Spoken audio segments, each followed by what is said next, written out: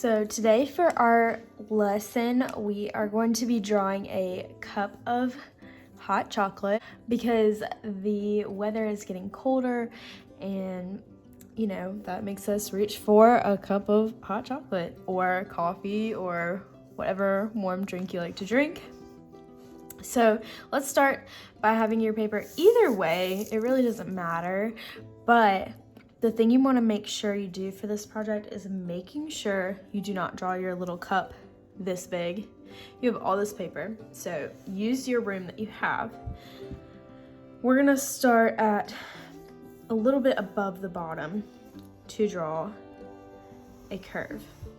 This cup is going to look 3D, so we don't draw it as a straight line, we draw it as a curve. And then we're going to draw 2 diagonal lines up.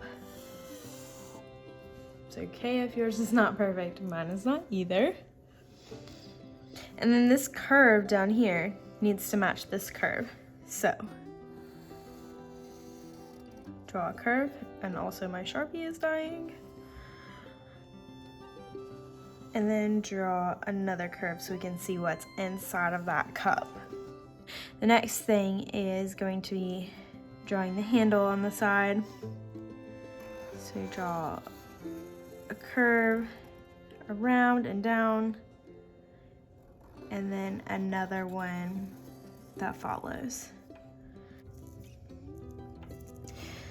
Let's add a pattern to our cup. You can add whatever kind of pattern you want to add, but I'm just going to draw some lines. Remember, since it's looking 3D, your curves have to match the top and the bottom of the cup.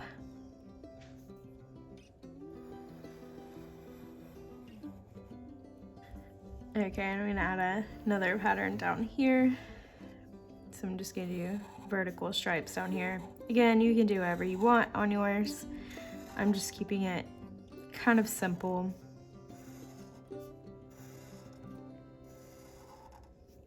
And then I'm gonna do zigzags right here.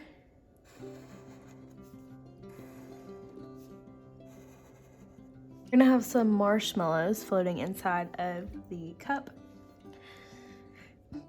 So the way that we do that is we're gonna first draw some little squiggles. Don't draw them too high because you have to draw your marshmallows above them. So above the squiggle, you draw 2 lines up, and then you draw a really skinny oval at the top for your marshmallows. 2 lines up, really skinny oval. Again, we're just trying to make everything look 3D. So those are our floating marshmallows. Okay, now our marshmallows look like they're floating on nothing. So we need to start over here on the side of the cup and draw the line where the hot chocolate stops. And our hot chocolate is very full. All right, so now our cup is floating. Let's add the line for the table. So I'm just gonna come out from the middle, horizontal line. Make sure you line it up. So sometimes I'll just turn it because it's easier to draw towards me. So I'll hover over this, then put it back down, pick up, put it back down. Let's add a little bit of steam. We'll leave these little steam lines white.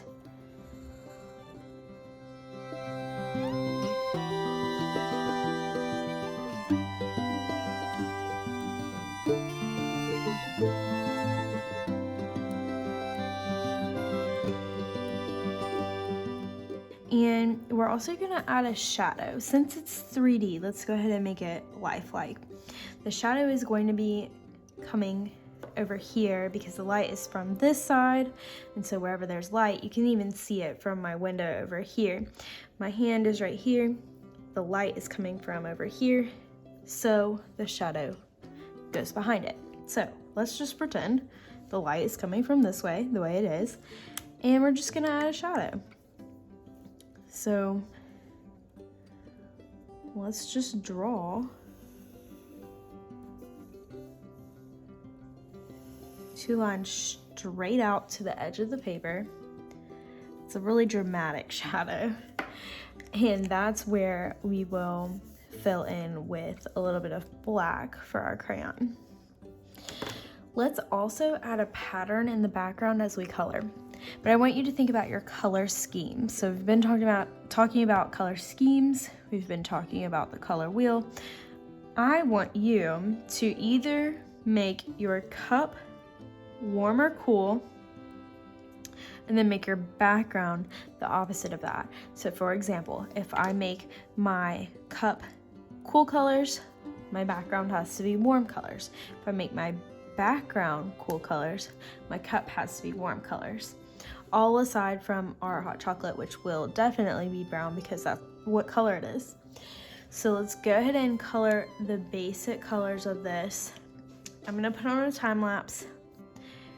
You go ahead and start to color yours, and then we'll talk about the shadow. I forgot to mention, because we are doing some shading on this, please do not use marker.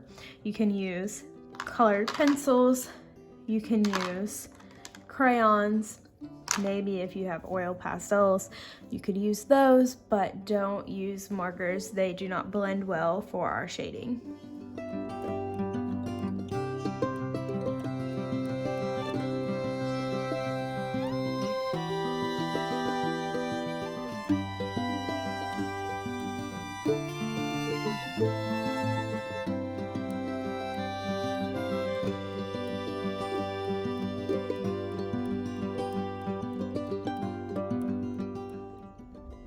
Make sure when you are coloring, you are pressing down hard and coloring very thick so that you don't see any of these little strips of white in between where you've colored, because nobody wants to drink hot chocolate that looks like that.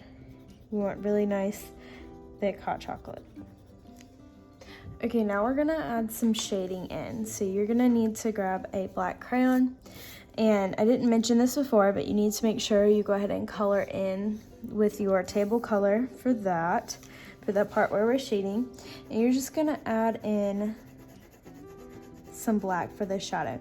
So you also wanna make sure you're paying attention to the direction you're coloring in, because the shadow is going to go that way. It's not gonna look right if you color up and down. You want to color from side to side. I prefer coloring up and down, so I just turn my paper onto the side and then I do it that way. I'm starting to color it lightly at first, and then I can go back and make it a little thicker.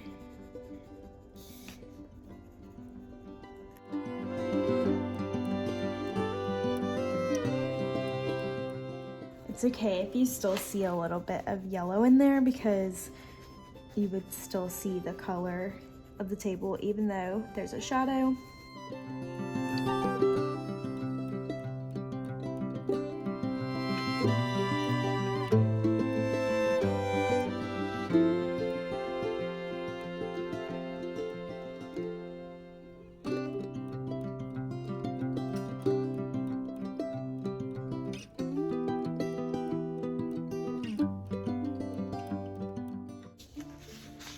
Okay, so after we have our shadow on the ground, we need to come back and add a little bit on the side of the cup. And down here inside on the hot chocolate where this part of the cup would be in the shadow, you can just add a little bit on the inside of the cup, just over what you've already colored, and just a little bit right here in the corner. I'm really going lightly. And just on the side of your marshmallows, that will help them look 3D, like very little. Not a whole lot that we're adding here. And on the side of our cup. Again, paying attention to the direction that you're doing this in.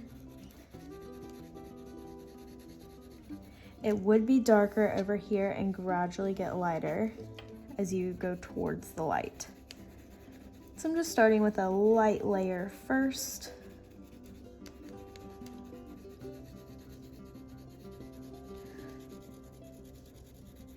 You should still be able to see the color through your shadow that you're adding. It should not be completely covering that color. And I'm just going to let it become a little thicker towards the edge.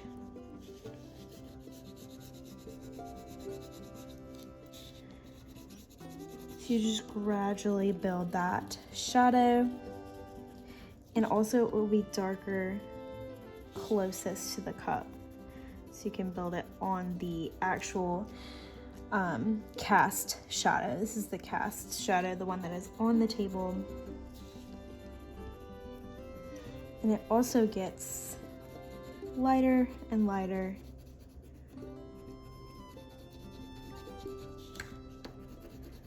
as you move away from the cup.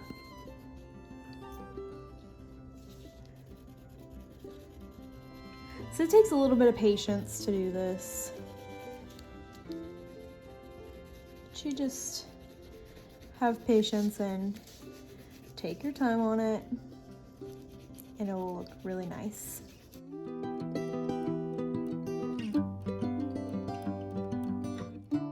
That's probably good enough.